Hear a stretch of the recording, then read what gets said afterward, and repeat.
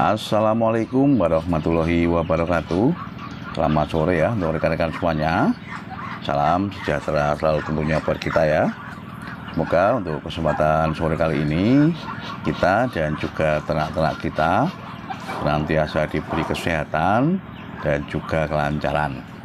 Untuk sore kali ini ya rekan-rekan semuanya, nanti kita akan coba menjawab ini pertanyaan dari salah satu rekan kita ya, yang menanyakan ke saya mengenai kendala-kendala yang sering dihadapi oleh peternak endok dengan sistem pembibitan.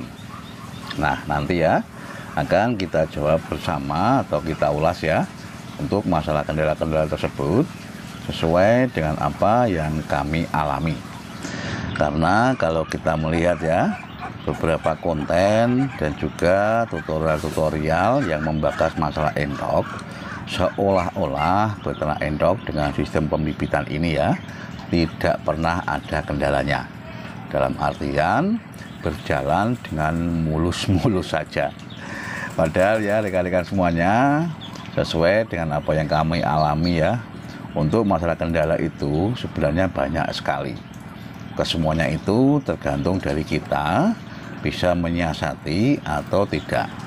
Makanya untuk kesempatan kali ini ya akan saya jabarkan untuk masalah kendala-kendala yang sering dihadapi oleh rekan-rekan peternak ya, terkhusus saya ini, untuk menjadi pembelajaran bagi rekan-rekan semuanya. Kendala ya rekan-rekan semuanya di dalam peternak endok pembibitan yang paling sangat-sangat merugikan itu ketika untuk endok-endok kita ini mengalami proses mabung. Di masa ini rekan-rekan, untuk indukan maupun pejantan ya, yang jelas tidak akan mengalami proses produksi. Maksudnya untuk indukannya ya tidak akan melakukan proses kawin maupun proses bertelur. Sedang untuk pejantannya ya tidak akan melakukan proses perkawinan. Nah, inilah momen-momen ya di mana kita mengalami kerugian ketika untuk indukan maupun pejantan kita ini dalam proses bodol bulu. Ya, itu tadi mabung dalam bahasa peternakannya. Itu untuk kendala yang pertama. Untuk kendala yang kedua ya rekan-rekan semuanya, kita sering mengalami ini untuk masalah telur-telur yang dierami oleh indukan-indukan kita itu mengalami telur yang infertil, dalam artian telur-telur yang tidak ada pembuahannya. Nah, hal inilah yang juga menyebabkan faktor kerugian yang sering kita hadapi. Karena apa?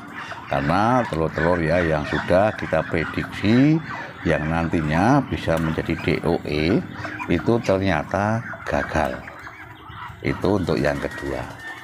Yang ketiga untuk kendala ya biasanya juga ketika kita sudah mendapati ya telur-telur tersebut dalam posisi yang infertil, telur yang dalam posisi fertil ya, dalam artian yang sudah ada embrionya, di dalam proses pengeraman itu terjadi permasalahan.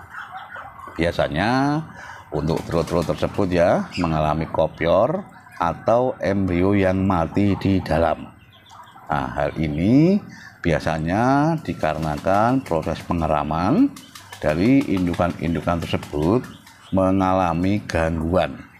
Baik gangguan dari pihak dalam ya, dalam artian untuk kondisi petarangannya, dan juga gangguan dari pihak luar, biasanya gangguan dari indukan lain maupun pejantan. Untuk kendala lain ya rekan-rekan semuanya yang juga sering kita alami adalah produksi jumlah telur dari indukan-indukan kita itu tidak maksimal. Biasanya untuk produksi telur yang maksimal ya dari indukan-indukan itu berkisar antara 12 sampai 16 butir telur. Tapi biasanya karena mungkin saja untuk masalah umur ya dari indukan-indukan kita itu dan juga masalah rangsum pakan ya yang mungkin saja kurang bernutrisi bisa menyebabkan untuk jumlah telur yang dihasilkan oleh indukan-indukan kita itu mengalami penurunan. Dan untuk kendala lain ya rekan-rekan semuanya yang sering juga ya kita hadapi adalah masalah pejantan, di mana untuk pejantan ini ya sering melakukan pertengkaran sehingga menyebabkan ketika melakukan proses perkawinan ya itu tidak bisa maksimal. Nah ya karena itu tadi adanya gangguan atau perkelahian ya antar sesama pejantan.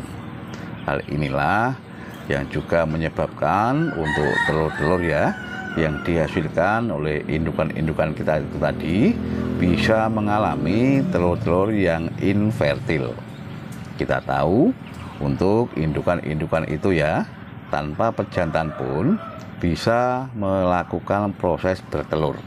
Tapi untuk telurnya saya pastikan tidak ada embrio, atau dalam bahasa peternakannya ya bisa dikatakan sebagai telur-telur yang infertil. Nah itu tadi ya untuk rekan-rekan semuanya beberapa kendala yang sering kita jumpai di dalam beternak endok dengan sistem pembibitan. Tidak semulus yang kita bayangkan ya rekan-rekan semuanya, dan juga tidak semudah apa yang kita pikirkan.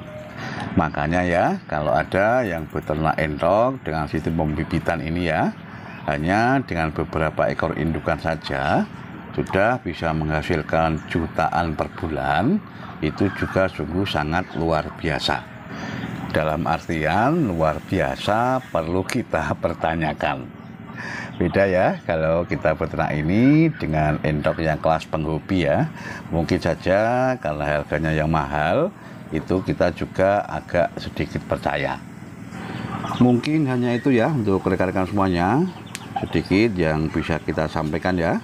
Semoga saja ada manfaatnya, dan saya ucapkan banyak terima kasih sekali ini untuk rekan-rekan semuanya yang telah mendukung adanya channel Endok Kandang Tower ini ya. Semoga saja ke depan untuk channel kita ini bisa kita jadikan sebagai sarana sharing ya, sarana belajar bersama di dalam menekuni usaha beternak endok. Tetap semangat ya untuk rekan-rekan semua. Ayo ternak gen kepenak. Wassalamualaikum warahmatullahi wabarakatuh.